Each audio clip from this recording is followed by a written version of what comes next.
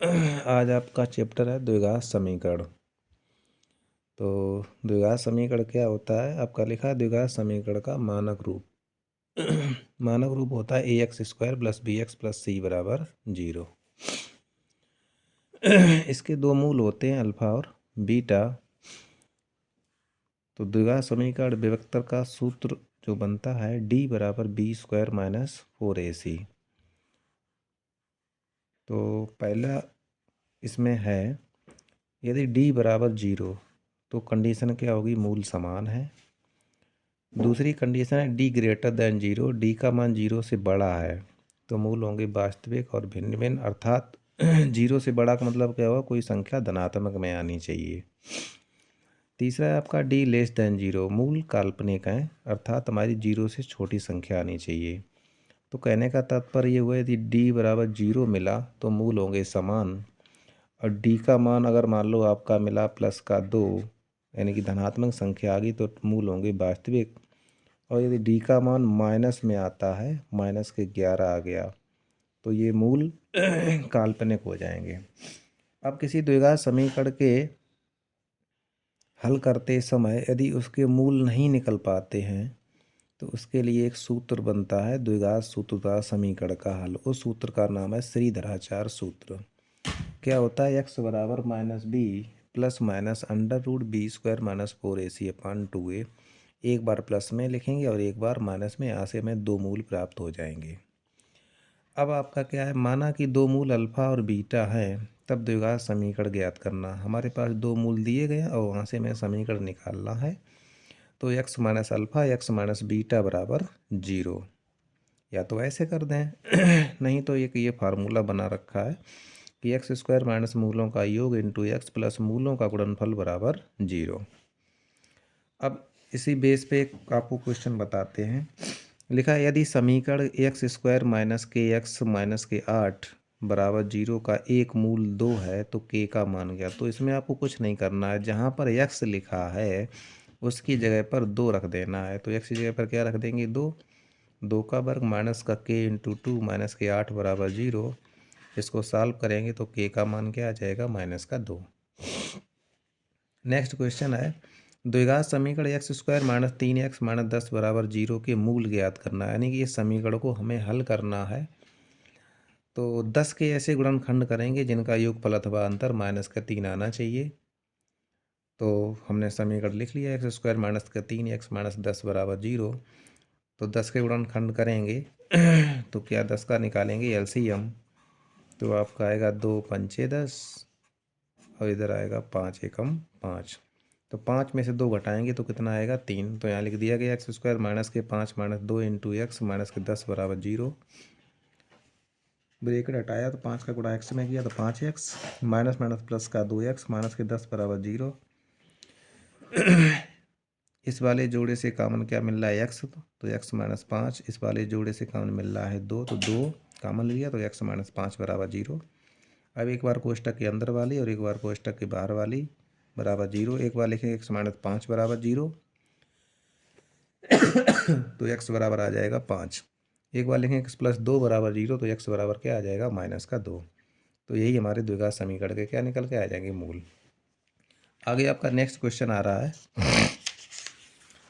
क्या लिखा है? एक द्विघात समीकरण के मूलों के योगफल तथा गुणनफल, एक द्विघात समीकरण के मूलों के योगफल तथा गुणनफल क्रमशः 7 तथा 12 हैं, तो समीकरण ज्ञात करो। तो पीछे हमने आपको एक समीकरण बताया था सूत्र कि मूलों का योगफल कितना दिया गया है? 7। मूलों का योग गुणनफल कितना दिया गया है? 12। तो ये हमारा फार्मूला होता है, ठीक है। x² - मूलों का योगफल इंटू x + मूलों का गुणनफल बराबर 0। तो x² - योगफल दिया गया था 7, वो रख दिया, और इंटू x + मूलों गुणनफल दिया गया था 12 बराबर 0। तो ये हमारा समीकरण निकल के आ गया। नेक्स्ट है द्विघात समीकरण 3x² - 6x + 4 बराबर 0 का विभक्त कर ज्ञात करना है। तो सबसे पहले क्या करेंगे? दिए गए समीकरण की तुलना ax² + bx + c बराबर 0 से करेंगे तो a की वैल्यू निकल कर आ जाएगी 3, b की वैल्यू आ जाएगी -6, c की वैल्यू आ जाएगी +4। विभक्त का d बराबर सूत्र क्या होता है? b² - 4 थी, इसमें b और a और c की वैल्यू लगा दी तो d की वैल्यू क्या आ गई? -12। अब इसी क्वेश्चन में तो पूछता है ये मूल कैसे हैं? वास्तविक है या समान है काल्पनिक है, तो माइनस चिन्ह आया तो मूल हमारे कैसे हो जाते, काल्पनिक। लेकिन नहीं पूछा गया, केवल पूछा गया था विविक्तर, तो डी का मान क्या आ गया, -12।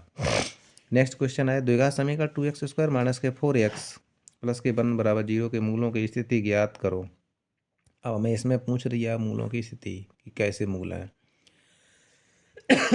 तो सबसे पहले दिए गए समीकरण की तुलना ax² + bx + c = 0 से करने पर, तो a बराबर आ जाएगा 2, b बराबर -4, c बराबर 1, d बराबर फार्मूला लिखेंगे b² - 4ac, b की वैल्यू लगा दी a की और c की, तो 16 - 8, d बराबर 8, यानी कि 8 ये संख्या कैसी आई, प्लस की, तो यानी कि 0 से बड़ी है, अर्थात 8 जो है 0 से बड़ा है, तो धनात्मक आ गई। तो मूल हमारे कैसे हो गए, वास्तविक तथा भिन्न भिन्न। नेक्स्ट क्वेश्चन है यदि द्विघात समीकरण 3x² - के 12x प्लस के m = 0 के मूल बराबर हैं तो m का मान ज्ञात करो। अब देखो तुलना तो उसी समीकरण से कराएंगे, तो a की वैल्यू आएगी 3, b की वैल्यू -12, c की वैल्यू m। अब मूल बराबर की कंडीशन क्या होती है, d बराबर 0, d का फार्मूला होता है b² - 4ac, बराबर में 0, b की वैल्यू लगा दी, तो यानी कि -12 का बार 144, -4 इंटू a की वैल्यू थी 3, 4 × 12 इंटू m बराबर 0, -12 m बराबर -144, माइनस कट गया, तो m बराबर क्या आ गया, 12, तो m की वैल्यू क्या आ गई, 12। आगे आपका नेक्स्ट क्वेश्चन है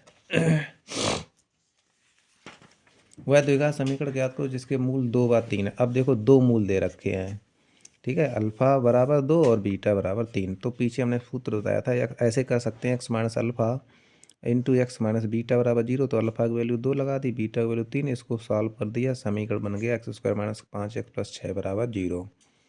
अगर ऐसे नहीं करते हो तो हमने एक फार्मूला बताया x² - का alpha plus beta into x plus alpha into beta बराबर 0। इसको क्या बोलो, x² - मूलों का योगफल इंटू x प्लस मूलों का गुणनफल बराबर 0। तो x² - मूल हमारे 2, अल्फा का मान 2 है, बीटा का मान 3 है, 2 + 3 इंटू एक्स प्लस 2 इंटू 3 बराबर 0, 2 + 3 हो गया 5, 2 इंटू 3 यानी कि हो गया 6, ये समीकरण आ गया। नेक्स्ट है यदि अल्फा और बीटा समीकरण 2x² - के 3x + 5 = 0 के मूल हों।